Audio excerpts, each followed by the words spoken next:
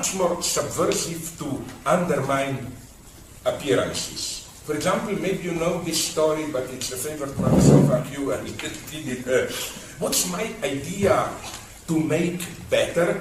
This is a nice example of how to sustain yourself you need another sucker, as it were, to believe for you.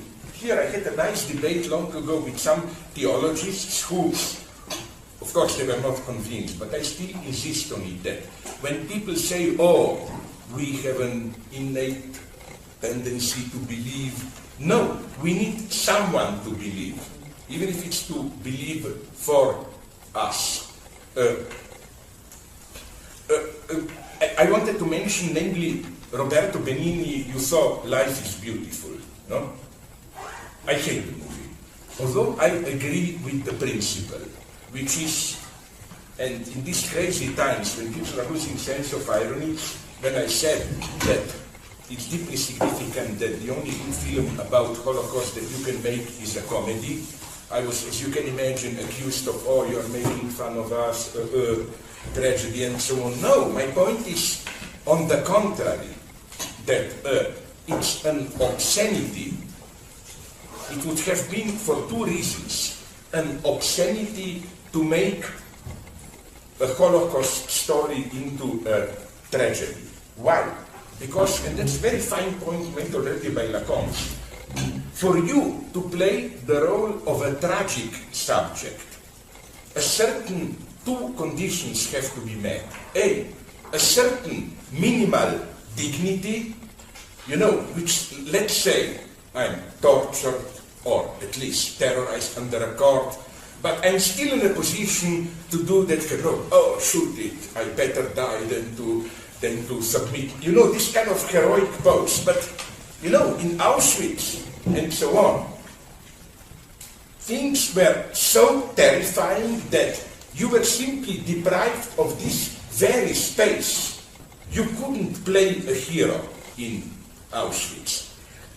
The conditions were so horrible that to render the absurd of it, the only way it's a comedy. Again, you got my point. If you were to portray, let's say, a heroic confrontation between a resisting Jew and the usual bad SS officer in Auschwitz, you would be way too kind towards the Nazis. Because precisely the guy who likes to be ill when he should have come here, Giorgio Agamben, no? He developed this nicely in his book, What Remains of Auschwitz, or what, no? How, you know, the so-called Muslims, the living dead in Auschwitz. This is the product of Auschwitz. You know what he calls Muslims, and it's a wonderful irony, because mostly they were Jews, you know. And it's also a wonderful example of a subject supposed to believe. Namely, in Auschwitz and at some other camps, there were, you know who explained it to me, I'm sorry if you know the story, Agnes Keller, who was a pupil of György Lukács, the great Hungarian Marxist, who is a little bit over old-fashioned, half-forgotten today, but I know people who knew him. I mean, he died in the 60s, his big year was the early 20s. But he was this kind of a wonderful person, at the same time a radical leftist communist, but as to his subjective attitude, this, you know, the middle European intellectual at his best. And he was personally absolutely honest and so on. For example, although he was at some point almost officially party philosopher, in 56, you know, when there was the dissident anti-communist rebellion in Prague, he joined Imre Nagy, the government. He was there even a minister for culture. And he risked his life because later he was, of course, like all others, arrested by Soviet police. And this is the first wonderful story. I knew a biographer of him from Hungary who met him and knew him very well, and he told that when Russian KGB agents come, when rebellion was squashed in Budapest, to arrest him, isn't this a wonderful naive gesture? They asked him, please give us any weapons that you have. You know what he did? He took his pen, that's the only weapon I have. I mean, it's so naively, beautifully European, you know. And he was so honest. I heard this myth that when, then later, they didn't shoot him when they made a trial against Imre Nagy and other leading rebels or whatever, because they of course, Soviet Union secret police was listening, taping their phone conversations. And they learned from them that Lukács was the leftist line within dissident government, that he often argued, let's not abandon socialism, we just want a more open socialism, let's not drop out of Warsaw and so on. So they told him, listen, this is not Stalinism, Russians. We don't want you to lie. We knew from our transcriptions of your phones what your position was there. We just want you to say that, you know, the truth. But he's wonderful. He said, if you release Imre Nagy, the Prime Minister of Dissidents, out of prison, and if he is guaranteed freedom, and if you arrange a meeting between him and me in a well-known central, how do you call it, patisserie sweet store for cakes, cafeteria in Budapest, a meeting there, then I promise you that I will tell him everything, but not in a court. And he insisted to the end. He was again thrown out of party and so on. So my point is the following one. I didn't lose my track. But yes, nonetheless, something interesting that you should learn. He was this typical old-style Marxist aesthetic for whom literature was the only, this is so tragic, real thing. Like, you know, he has absolutely no sense. The other one, Agnes Heller, who was his probably mistress and through this assistant when she was young, but now she's a serious philosopher, very old now, of course. She told me that once she tried to seduce him theoretically into painting, so she showed him, the big philosopher, some Picasso reproductions. And Lukács's reaction was, you know, this ridiculous one of common sense people, every child could do this, what is this, and so on, you know. So what Agnes Heller, now what seriously told me, is something very precise and very tragic, beautiful. She was in Auschwitz, like the serious one, you know it. I saw, she was even discreet. No, she didn't boast it like, oh, see my numbers there, tattooed, but she was there. And she told me something beautiful. Again, there were two types and some acts of people in a really rough concentration camp, which was Auschwitz. You should make a crucial distinction between Auschwitz and Arbeitslager, work camps like Dachau. In Dachau, you had a chance to survive, more or less, you know. Auschwitz and so on were killing camps. She told me two types. One were survivalists. You just did everything to survive. And even here, that beautiful detail, there were unwritten rules.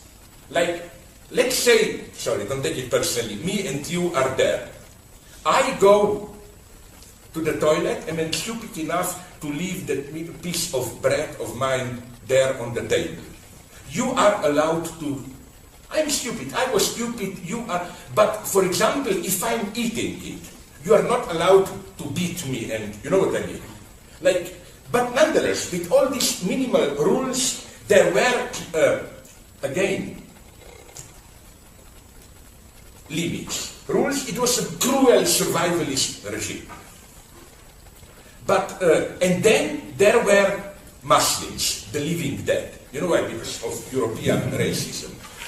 The usual idea, standard at that time of Muslims was that these are people totally resigned to their fate, who just pray and do like that. And when you break down in camp and you just not even want to survive, just vegetate, you behave like that. So the nickname Musulmaner, Muslims, was in use for them. They were the living dead, in the sense of, as long as they were still alive, but without this minimal will even to survive. They just didn't care, you know. And Agamben is right. I checked with some other documentaries who told me that, for example, when American TV, no, sorry, it was not a TV, movie journalists, you remember, entered some of the camps from the West Coast and went to Dachau and so on, and they, you get, that's easy, you get all those heaps, thousands of corpses, no? But they were too horrified to shoot Muslims. There are just a couple of movie shots of Muslims, this living dead, mostly in the background, like you have to look. It was too traumatic to put the camera on them. So, but now comes the crucial point, she told me, that in every unit, barrack, there was a myth. First, she thought it's specific to her unit, but then she told me that she learned, because when you are out on work, little working, you of course talk a little bit with others, that it was practically in all units. There was a myth that, not in your barrack, but usually in some nearby house barrack, there is someone who retained his full human dignity, who is not yet a Muslim. Sorry, not even a survivalist, you know, the guy who is still helping others and so on, like, who didn't, but she told me then the truly tragic thing, that as a rule then something crazy happened. On some work detail or whatever out, it happened sooner or later that you met that guy from the nearby barrack.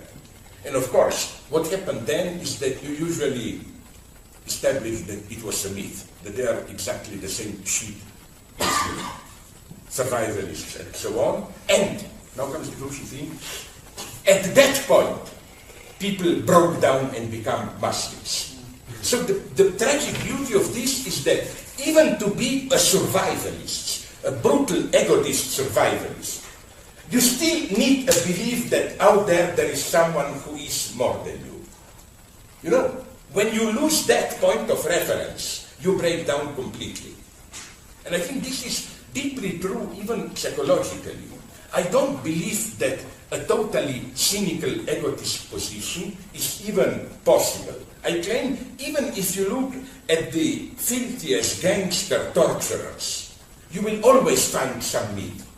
You know, like, oh, I'm really doing it for my kid, for my family, I love this, that.